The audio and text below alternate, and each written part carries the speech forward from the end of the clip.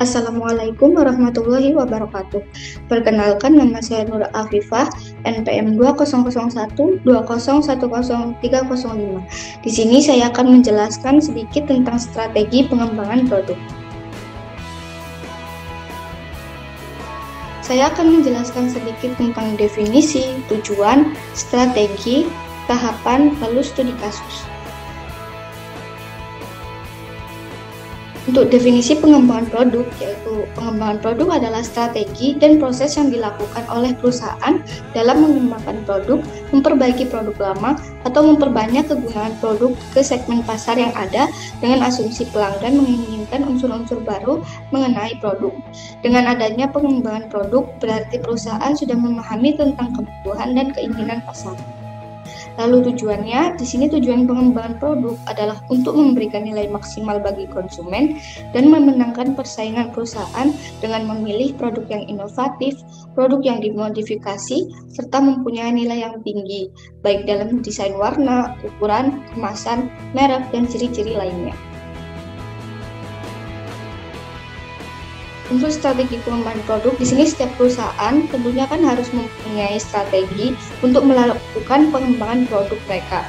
Tujuannya agar produk yang akan dikembangkan tersebut dapat sesuai dengan kebutuhan perusahaan dan konsumen yang sudah ada tetap tertarik dengan penawaran yang diberikan oleh suatu perusahaan serta untuk menarik konsumen baru. Menurut Kotler dan Keller, strategi pengembangan produk terdapat beberapa jenis, yaitu yang pertama memperbaiki yang sudah ada. Memperbaiki yang sudah ada ini, perusahaan menggunakan teknologi dan fasilitas yang ada untuk membuat variasi dan memperbaiki produk yang ada. Lalu yang kedua ada memperluas lini produk dengan menambahkan item pada lini produk yang sudah ada ataupun menambah lini produk yang baru. Lalu yang ketiga ada menambah produk yang ada. Seperti untuk strategi perusahaan ini dapat menambah atau memberikan versi pada produk yang telah ada dan juga memperluas segmen pasar dengan melayani berbagai macam konsumen yang memiliki selera yang berbeda-beda. Lalu yang keempat ada meniru strategi pesaing seperti penetapan harga, dan yang terakhir menambah lini produk. Untuk menambah lini produk yang tidak ada kaitannya dengan lini produk yang sudah ada, perusahaan akan membutuhkan dana yang besar untuk penggunaan fasilitas-fasilitas dan juga mempromosikannya yang memerlukan proses yang baru. Selanjutnya ada tahapan proses pengembangan produk.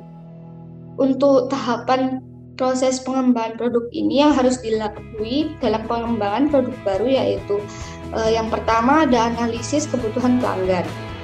Kebutuhan konsumen merupakan titik pendahuluan untuk pengembangan produk, baik untuk pasar domestik ataupun global. Analisis kepuasan pelanggan menentukan peluang untuk produk dan proses baru. Lalu yang kedua ada pemunculan gagasan. Pencarian macam-macam gagasan yang menjanjikan merupakan titik pangkal dalam proses pengembangan produk baru.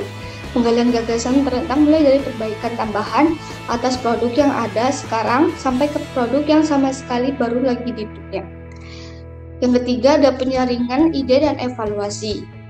Pengevaluasian ide-ide baru merupakan bagian penting dari perencanaan produk baru. Produk yang berhasil adalah produk yang memuaskan kriteria manajemen untuk keberhasilan komersial. Manajemen memerlukan suatu prosedur penyaringan dan evaluasi yang akan menghapus ide-ide yang tidak akan menjanjikan sesegera mungkin. Lalu yang keempat ada analisis bisnis. Analisis bisnis biasanya mengestimasi kinerja komersial produk yang diusulkan. Analisis bisnis normalnya dipecahkan pada beberapa tahap dan proses perencanaan produk baru. Yang kelima ada pengembangan strategi pemasaran. Tujuan pengembangan strategi pemasaran ini yaitu menyempurnakan rencana lebih lanjut pada tahap-tahap berikutnya, yaitu bagaimana strategi pemasaran untuk mengenalkan produk baru ke pasar. Dalam tahapan ini, perusahaan melakukan pengembangan rencana strategi, di mana strategi pemasaran lebih dulu mengalami penyaringan. Yang keenam ada pengembangan produk.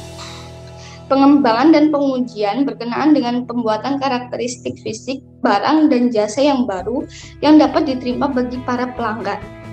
Pengembangan dan pengujian berkenaan dengan pembuatan karakteristik fisik, barang, dan jasa baru yang dapat diterima bagi para pelanggan. Lalu yang ketujuh ada pengujian produk dan pasar. Pengujian tahapan-tahapan pengujian produk diantara pengujian tentang konsep produk, pengujian desain produk, pengujian kesukaan konsumen terhadap produk, pengujian laboratorium terhadap produk, pengujian operasi pabrik, dan tes penggunaan produk. Yang terakhir ada komersialisasi. Di dalam tahapan ini, perusahaan sudah melaksanakan riset pemasaran terlebih dahulu, terutama yang menyangkut kebutuhan, keinginan, selera, kepuasan para konsumen yang akan dituju. Lalu selanjutnya, saya akan menjelaskan tentang studi kasus pengembangan produk McDonald's.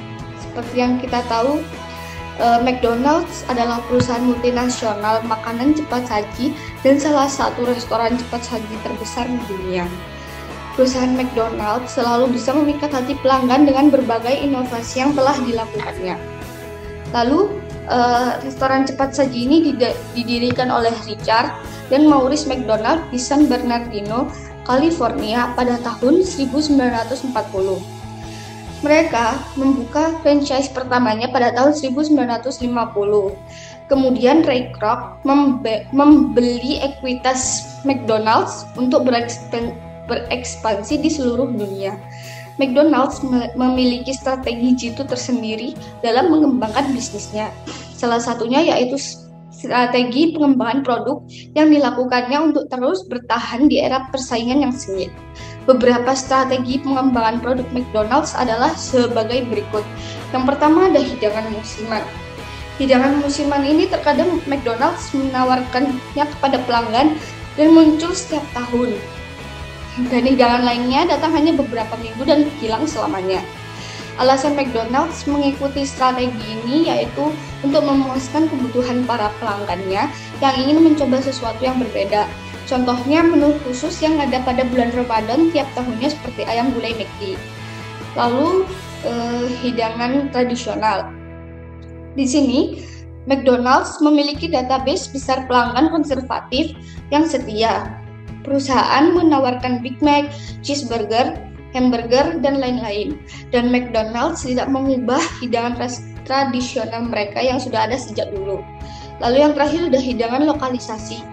Selain hidangan tradisional dan musiman, McDonald's juga menawarkan hidangan berbeda di berbagai daerah. Misalnya, perusahaan menawarkan Big Mac tanpa keju di India, lalu McCrocket di Belanda, dan menu spesial dengan sambal khas Nusantara seperti sambal matah dan sambal terasi di Indonesia. Tidak mengherankan jika McDonald's bisa meraih kesuksesan hingga lebih dari 35.000 gerai yang tersebar di 119 negara. Lalu yang terakhir ada hidangan lokalisasi. Selain hidangan tradisional dan musiman, McDonald's juga menawarkan hidangan berbeda di berbagai daerah. Misalnya, perusahaan menawarkan Big Mac tanpa keju di India, lalu McCrocket di Belanda, dan menu spesial dengan sambal khas Nusantara seperti sambal matah dan sambal terasi di Indonesia. Tidak mengherankan jika McDonald's bisa meraih kesuksesan hingga memiliki lebih dari 35.000 gerai yang tersebar di 119 negara. Perjalanan McDonald's yang terus berjaya di tengah arus zaman membuat banyak orang kagum atas kesuksesan yang telah diraihnya. Sehingga rahasia sukses McDonald's pun mengenai strategi bisnis biasanya menjadi rujukan bagi pihak-pihak yang ingin mengembangkan bisnis serupa. Sekian yang bisa saya jelaskan tentang strategi pengembangan produk. Terima kasih atas perhatiannya dan semoga ilmunya bermanfaat bagi kita semua.